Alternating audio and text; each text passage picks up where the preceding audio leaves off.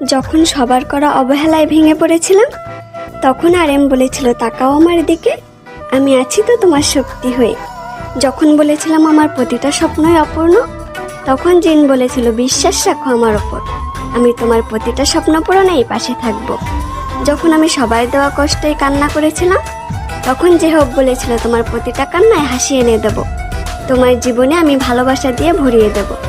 যখন আমি বলেছিলাম আমি তো দেখতে সুন্দর না, তখন সুগা বলেছিল তুমি দেখতে যেমনই হও না কেন, তুমি আমার কাছে পৃথিবীর সবচেয়ে সুন্দর।